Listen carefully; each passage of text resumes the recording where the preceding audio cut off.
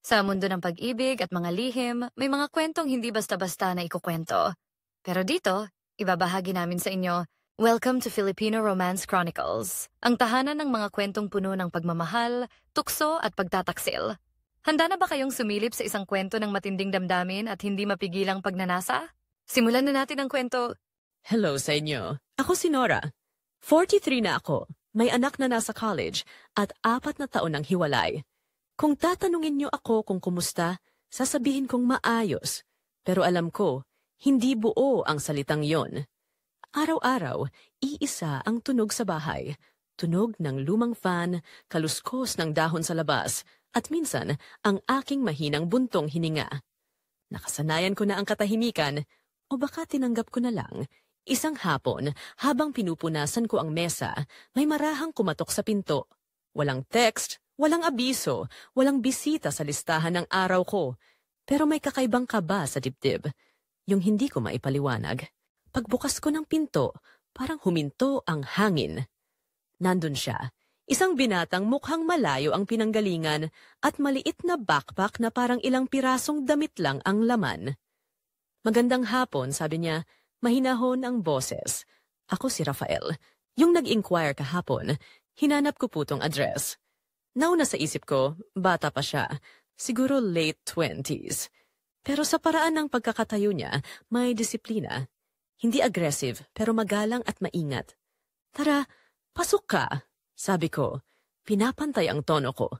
May bakanting kwarto sa likod. Tingnan mo na lang kung okay sa'yo. Habang naglalakad kami sa makitid na pasilyo, narinig ko ang hakbang niya sa kahoy. Mabagal, parang ayaw lumikha ng sobrang ingay. Binuksan ko ang pinto ng maliit na silid, kama, electric fan, at bintanang may lumang kurtina pero malinis. Simple lang, sabi ko. Walang aircon pero maaliwalas paghapon. Ngumiti siya. Ayos na sa akin to. Sanay ako sa ganito. Umikot ang tingin niya, sa kadahan-dahang huminga. Para bang may ginhawa sa loob niya. May mesa dyan, medyo alanganin lang ang isang paa, dugtong ko. Pwede mong ayusin kung gusto mo. Salamat, Nora. Nora na lang ba? Ha? Oo. Walang ma'am, mas tumatanda ang tunog, konting smile, at doon ko siya unang tinignan ng diretso. Boses na mababa at kalmado, ngiting hindi pilit. Parang may pumasok na dagdag na init sa hangin, hindi galing sa fan. Nagpaalam siyang bibili ng pamalit at ilang bagay. Nang maisara ko ang pinto, natigilan ako. Bakit parang biglang naging maingay ang bahay? Parang naririnig ko pa rin ang hakbang niya, ang mahinang paghinga niya kanina. Sumilip ako sa salamin. Pawisan, may ilang puting buhok pero maayos pa rin. May bahid ng pulang lipstick mula kaninang tanghali. Natawa ako ng mahina. Ang tagal ko nang hindi nag-aayos para sa kahit sino. Kalma lang, sabi ko sa sarili ko, nangungupahan lang yon. Pero kahit anong pangaral, may matigas na kilig na ayaw tumigil sa dibdib. Hapon na, pero ayaw lumamig ng paligid. Pinatay ko ang fan, binuksan ang bintana, umikot ang hangin pero parang pareho pa rin. Mainit. O baka hindi lang hangin ang dahilan? Maya-maya, natanaw ko si Rafael sa labas. May dalang maliit na bag at pagkain. Kumaway siya ng maikli bago kumatok ulit. Pwede na po ba akong pumasok? Oo naman. Sagot ko, may konting kaba na hindi ko maitago. Pasensya na kung medyo pawisan, sabi niya. Walang problema. Sa totoo lang, dito nga mas mainit. Balik ko. Nagkatinginan kami. Pareho kaming natawa ng walang malinaw na dahilan. Nakakagaan siyang kausap, kahit halos kakakilala pa lang namin ang isa't isa. Habang inaayos niya ang mga dalang bagay sa kwarto, umupo ako sa sala at pinilit huwag mag-isip. Pero ang isip ko, matigas ang ulo. Iniisip ko kung saan siya galing, bakit mag-isa, bakit parang may dalang bigat sa balikat na hindi niya sinasabi. Mula sa siwang ng pinto, nasulyapan ko siyang naghahang ng tuyong kamiseta. Hindi siya nagmamadali, bawat galaw may tiyaga. May dala rin siyang maliit na kahon ng mga turnilyo at screwdriver. Kung sakali, sabi niya, aayusin ko yung wobbly na mesa mamaya. Kung sakali, inulit ko sa isip. Nakakatuwa palang marinig na may taong handang mag-ayos ng kahit simpleng bagay sa bahay mo. Hindi dahil inutusan, kundi kusa. Pagbalik niya sa sala, may hawak na 2 baso. Pwede po bang makigamit ng yelo? Meron sa tray. Ikaw na bahala, sabi ko. At salamat sa pagtawag sa akin na Nora. Ngumiti siya. Mas bagay, mas totoo. Napansin kong may mancha ng grasa sa pisngi niya na hindi nakuha ng mabilisang paligo. Tumayo ako at kumuha ng tissue. Dito, sabi ko, may mancha ka pa. Iniabot ko ang tissue pero hindi ko siya pinunasan. Pinili kong ipahawak lang hanggang sa dumikit ang mga daliri namin ng saglit. Umatras ako ng kaunti. Siya rin. Walang nagsalita. Pero may sumiksik na kuryente sa pagitan. Lumubog ang araw at pinalitan ito ng madilim na bughaw sa bintana. Tumunog ang fan. Kung may kulang pa, sabihin mo lang, sabi ko. Huwag kang mahiyang kumatok. Maraming pong salamat, tugon niya. At kung may kailangan pang ayusin rito, ako na bahala. Napangiti ako. Wag lahat, baka masanay ako. Tumawa siya sa katumango. Magandang gabi, Nora. Magandang gabi, Rafael. Pagkasara ng pinto ng kwarto niya, naiwan akong nakatayo sa pasilyo. Iba ang ihip ng bahay. Parang humaba ang mga anino, parang may bagong ritmo ang hangin. At doon ko lang ulit narinig ang pintig ng puso ko. Mabagal pero malakas. Parang sinasabayan ang ugong ng fan. Hindi ko maikakaila. May nagising sa loob ko. Hindi pa pag-ibig, pero isang malinaw na pagnanais na muli kong maramdaman na buhay ako. Mainit ang araw, oo. Pero mas mainit ang panginginig ng dibdib ko sa ideya na may ibang tao na ngayon sa loob ng bahay ko. Hindi lang akin ang tunog, hindi lang akin ang hinga. At bago ko patayin ang ilaw, nasabi ko ng mahina, para lang marinig ng dilim, Nora, huwag kang magmadali. Pero huwag mo ring takasan ang totoo. Pinikit ko ang mga mata. Sa kabilang pader, may mahinang kaluskos. At pagkatapos katahimikan ulit. Isang hapon lang ang nakalipas, pero parang nag-iba na ang hangin sa buong bahay. At oo, mainit ang araw, pero mas mainit ang kaba sa dibdib ko. Kinagabihan, habang nag-iinit ako ng kape, narinig ko ang mga hakbang ni Rafael mula sa likod ng bahay. Maaga pa lang, naroon na siya sa labas. Nag-aayos ng mga gamit, nililinis ang lumang bisikleta sa garahe, parang sanay sa katahimikan. Pero ngayong gabi, iba ang pakiramdam. May kakaibang init na hindi lang galing sa kalan. Nora, sabi niya, ang bango ng niluluto mo. Pwede bang sabayan kita? Nilingon ko siya at ngumiti. Sige, pero ikaw ang maghuhugas mamaya. Tumawa siya. Yung klaseng mababa, parang sinadyang iparinig pero hindi sumigaw. Nagtabi kami sa maliit na mesa. Habang kumakain, naramdaman kong dumidikit ang siko niya sa akin. Sandali lang, pero parang may dumaan na kuryente sa pagitan namin. Hindi siya umurong, ni ako rin. Matagal ka na bang mag-isa rito? Tanong niya. Matagal na, pero minsan mas mabuti yon. Tahimik.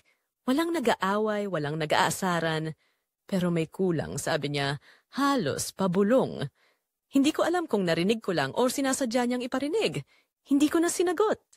Basta nagpatuloy kami sa pagkain, pero ramdam ko pa rin ang bigat ng hangin sa pagitan. Para bang bawat segundo, may gustong sumabog na hindi namin kayang pangalanan. Kinabukasan, narinig ko na lang ang kalusko sa labas. Paglabas ko, nakita ko si Rafael, nakayuko sa may pinto, hawak ang doorknob na dati ay maluwag. Nasira po kagabi, kaya inayos ko na. Libre na. Libre? Tanong ko. Nakataas ang kilay. Hindi mo kailangang gawin lahat ng yan. Ngumiti siya, hindi tumingin. Gusto ko lang mapagaan ang araw mo. Simple lang ang mga salita niya, pero may kung anong tumama sa dibdib ko. Sa araw-araw kong pinipilit magmukhang matatag, ngayon lang ako biglang nanghina. In a good way. Parang may umaalalay, kahit hindi hinihingi. Habang pinagmamasdan ko siyang nag-aayos, napansin kong maingat ang mga kamay niya. Hindi pa bigla. Parang bawat tornilyo, sinisiguro niyang walang masasaktan. Nang umangat ang tingin niya, sandali kaming nagkatinginan.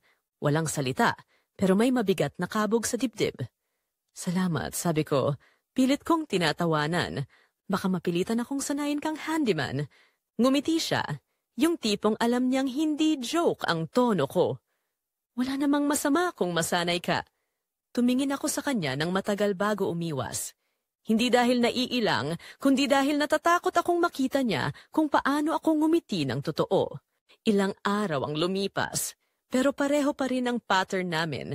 Maikling usapan, mahahabang tingin, at sandaling katahimikan na parang sinasadya ng tadhana. Isang tanghali, dumating ako galing palengke. Nakita ko siyang nag-aayos ng gate. Nagulat ako sa sarili ko.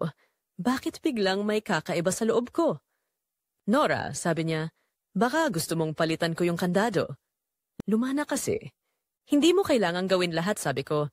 Pero ngumiti ako habang sinasabi yon. Hindi naman lahat, sagot niya. Yung mga kaya ko lang. Simple lang, pero para bang may laman ang bawat linya niya. Habang naglalakad ako papasok, naramdaman kong nakasunod ang tingin niya. Hindi bastos, hindi mabigat, pero ramdam. Sa loob ng bahay, tumingin ako sa salamin. Nakangiti ako, pero hindi ko alam kung bakit. Minsan kasi, ang mga simpleng kilos ng ibang tao, parang sinisindi yung apoy na akala mong matagal ng patay. Kinagabihan, tahimik ang paligid, at tanging tunog ng fan ang naririnig sa sala. Nakahiga ako sa sofa, nagbabasa ng lumang magazine nang marinig ko ang mahinang kalusko sa labas. Maya-maya, bumukas ang pinto. Nora, sabi ni Rafael, mahinang-mahina, may narinig akong maingay sa labas, parang kaluskos ng pusa o tao. Dito lang ako sa sofa kung kinakabahan ka. Natawa ako. Hindi ako natatakot. Pero, salamat! Tumango siya at naupo sa kabilang dulo ng sofa. Walang usapan, pero pareho kaming nakikinig sa katahimikan. Sa bawat hinga niya, nararamdaman kong umaalo ng hangin. Hindi mo kailangang bantayan ako, sabi ko. Hindi ako helpless. Alam ko tugon niya. Pero minsan, okay lang na may nagbabantay. Tumingin ako sa kanya. Ang mga mata niya seryoso pero may lambing. Sa unang pagkakataon, hindi ako umiwas. Nagtagal ang tingin naming dalawa hanggang sa parang naririnig ko na lang ang tibok ng puso ko. Magandang gabi, Rafael. Mahina akong sabi, halos pabulong. Ngumiti siya. Magandang gabi, Nora. Tumayo ako, pero bago ako pumasok sa kwarto, lumingon ako ulit. Nakatulog na siya sa sofa. At sa sandaling yon, hindi ko alam kung mas natakot ako o mas natuwa. Dahil sa unang pagkakataon, gusto kong may kasama ulit sa bahay ko. Sa kwarto, nakatingin ako sa kawalan. Ang fan umiikot ng mabagal. Sa labas, naririnig ko pa rin ang mahinang hinga ni Rafael. At bawat hinga niya, parang kumakalma ang ingay sa loob ko. Hindi ko maipaliwanag kung ano itong unti-unting lumalapit sa pagitan naming dalawa. Pero alam kong may direksyon. Hindi pa malinaw kung saan hahantong, pero ang katawan ko, parang alam na. Tinakpan ko ang sarili ng kumot at bago ako pumikit, nasabi kong mahina. Halos sa isip lang, kung ganito ang simula, ayoko munang matapos. Maagang maaga, may kumatok. 3 sunod, mabilis, pamilyar. Binuksan ko ang pinto at halos tumigil ang oras. Nasa harap ko si Marco, ang dating asawa ko. Bit-bit ang parehong ngiti at kumpiyansa na iniwan niya 4 na taon na ang nakalipas. Nora, sabi niya, pwede ba tayong mag-usap? Gusto kong bumawi. Napatingin ako sa kanya, hindi ko alam kung maiinis o matatawa. Marco, sagot ko, hindi ako pinto na pwede mong balikan kapag gusto mo. Tahimik siya, pero ramdam ko ang pagsusuri sa mga mata niya. Yung pagtingin ng lalaking sanay makuha ulit ang iniwan. Habang nagsasalita si Marco, may narinig akong kalusko sa garahe. Nang lumingon ako, nandun si Rafael, pawisan, may hawak na tools, parang hindi sigurado kung aalis o lalapit. Nagtagpo ang mga mata nilang dalawa, ang nakaraan kong gustong bumalik, at ang kasalukuyan kong pilit kong pinipigilan. Siya? Tanong ni Marco, mapakla ang tono. Nagre-rent siya rito, sagot ko. Wala kang karapatang magtanong. Tiningnan ako ni Marco nang matagal bago ngumiti, yung ngiting dati kong kilala bilang panlambing, pero ngayon, panunokso na lang. Mag-ingat ka, Nora. Madaling masira ang pangalan ng babae. Ngumiti ako. Malamig. Mas matagal nang sira ang pangalan ko sa'yo. Pero at least ngayon, akin na. Tumalikod siya, umalis nang walang paalam. Naiwan si Rafael sa may garahe, hawak pa rin ang tools, tahimik. Pagpasok ko sa bahay, narinig ko ang mga hakbang ni Rafael sa likod. Nora, sabi niya, pasensya na. Hindi ko sinasadya na makialam. Hindi ikaw ang problema, sagot ko. Lumang sugat lang yon. Matagal nang dapat tinakpan. Sandali siyang natahimik. Tumingin siya sa akin diretsyo. Parang may gustong sabihin pero pinipigilan. May offer sa akin sa probinsya. Sambit niya. Mas maayos, mas tahimik na trabaho. Pero hindi ko alam kung kaya kong umalis. Bakit naman? Tanong ko, pilit na kalmado ang tono. Tumingin siya sa paligid ng bahay, saka sa akin, kasi dito ako humihinga ng totoo. Hindi ko alam kung anong sasabihin. Ang dami kong gustong itanong, paano, kailan, bakit ako pa? Pero sa halip, natahimik lang ako. Ang tanging narinig ko ay ang kabog ng dibdib ko, at ang boses niyang dumulas sa pagitan ng katahimikan. Lumipas ang maghapon, pero hindi ako mapakali. Sa bawat tunog ng turnilyo o lagitik ng martilyo sa labas, parang naririnig ko ang pangalan ko sa isip niya. Habang lumulubog ang araw, pinatay ko ang ilaw sa kusina. Ang mga anino sa dingding, kumikilos. Hindi ko alam kung imahinasyon lang o kung talagang mas mainit ang paligid kapag siya ang malapit. Rafael, tawag ko. Nang lumabas ako sa bakuran, nasa ilalim siya ng puno, nag-aayos ng bisikleta. Bakit hindi mo sinabi agad na aalis ka? Tanong ko. Tumingin siya sa akin, medyo nagulat. Ayokong magmukhang nang iiwan, pero aalis ka rin pala. Hindi pa ako sigurado. Lumapit ako ng isang hakbang. Anong pumipigil sa'yo? Nagtagal ang tingin niya bago siya sumagot. Ikaw. Sa salita niyang yon, parang may sumabog sa loob ko. Hindi halik, hindi yakap, pero ramdam ko ang bigat ng lahat ng hindi pa sinasabi. Tahimik kaming nakatayo sa ilalim ng ilaw ng garahe. Naaamoy ko ang langis, ang hangin, at ang amoy ng katawan niya. Hindi ko alam kung ilang pulgada lang ang pagitan namin, pero pakiramdam ko, konti na lang, may mangyayari na hindi na pwedeng bawiin. Nora, sabi niya, halos pabulong. Hindi ko alam kung anong dapat kong gawin, pero kapag tinitingnan kita, parang nakakalimutan ko kung sino ako dati. Hindi ko alam kung matatakot ako o matutuwa. Kaya ngumiti na lang ako at sinabing, minsan okay lang maligaw, basta hindi pa ulit-ulit. Ngumiti rin siya, pero may lungkot sa mata. Baka ito na yon, pero ayokong tapusin. Gabi na naman, ang bahay, tila masikip sa damdamin na hindi masabi. Habang nagluluto ako, naramdaman kong nakatayo siya sa likod ko. Amoy pa lang ng ulam, nakakagutom na, sabi niya, pabirong mahina. Gusto mo ba o curious ka lang? Tanong ko, hindi lumilingon, pareho siguro. Huminga ako ng malalim. Lumingon ako at halos magkalapit na kami. Nakita ko ang liwanag ng ilaw na tumama sa pisngi niyang may dumi ng grasa at ang mga mata niyang parang humihingi ng pahintulot na tumigil sa pagitan ng biro at totoo. 1 segundo, 2 hinga, 3 pulgada. Kung hindi ko siya kilala, iisipin kong delikado. Pero ngayon, ang delikado, siya mismo ang dahilan kung bakit gusto kong manatili. Rafael, sabi ko, mahina. Baka magkamali tayo. Baka nga, sagot niya, pero minsan kailangan mong maranasan ang mali para malaman kung saan ka tama. Pagkatapos ng sandaling iyon, umalis siya sa kusina. Parang walang nangyari, pero ang katawan ko alam ang totoo. Sa pinto ng kwarto ko, narinig ko pa ang mga hakbang niya bago siya pumasok sa sarili niyang silid. At bago ako pumikit, tinanong ko ang sarili ko kung ang nakaraan ay bumabalik, pero ang kasalukuyan ay umaapoy, alin ang pipiliin mo? At doon ko naramdaman, hindi lang hangin ang mainit sa bahay ko ngayong gabi, pati puso kong matagal nang natulog, unti-unting nagigising ulit. Gabi ng Sabado, tahimik ang paligid, tanging tunog ng fan at huni ng kuliglig sa labas ang maririnig. Ang bahay, tila humihinga kasabay ko. Nasa sala kami ni Rafael, ako sa dulo ng sofa, siya sa kabila. Pero habang tumatagal, parang unti-unting lumiit ang pagitan. Ang ilaw ng lampshade, malambot, dilaw, at halos sumayaw sa pagitan namin. Parang sadyang nilikhang saksi sa isang gabing hindi namin makakalimutan. Tumingin siya sa akin. Hindi agad nagsalita.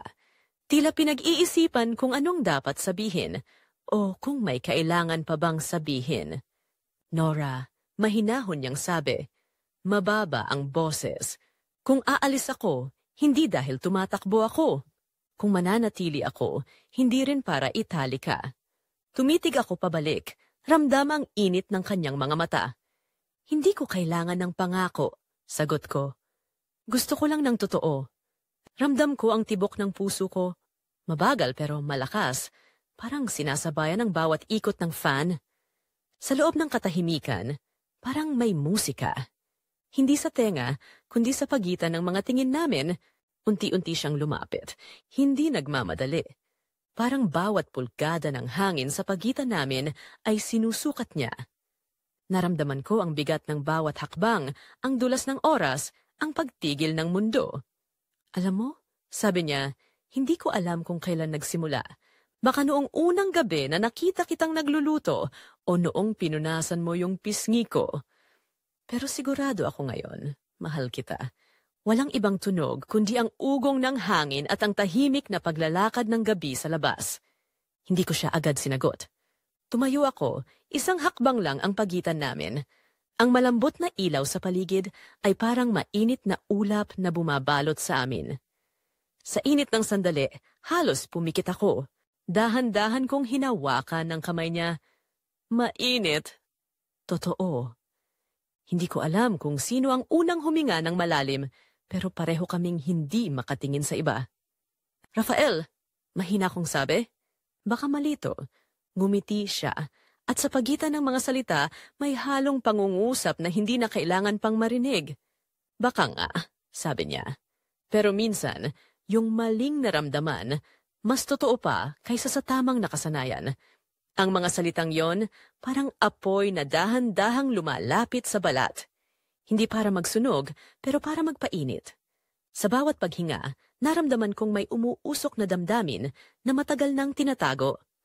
Lumapit siya, halos magdikit ang mga noo namin. Ang hininga niya, sumasalubong sa akin, mainit, mabagal, at totoo. Tumingala ako, at sa pagitan ng 1 pulgada, naramdaman ko yung halik na hindi itinuloy. Hindi na kailangan, kasi minsan, ang di nasabi, yun ang pinakamalakas. Kumapit siya sa kamay ko nang mas mahigpit, sabay sabi, hindi ko hihingin lahat ngayong gabi, Nora.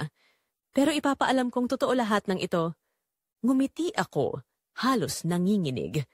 Rafael, kung ganito ang kasalanan, sana lahat ng mali. Maramdaman na lang ng ganito.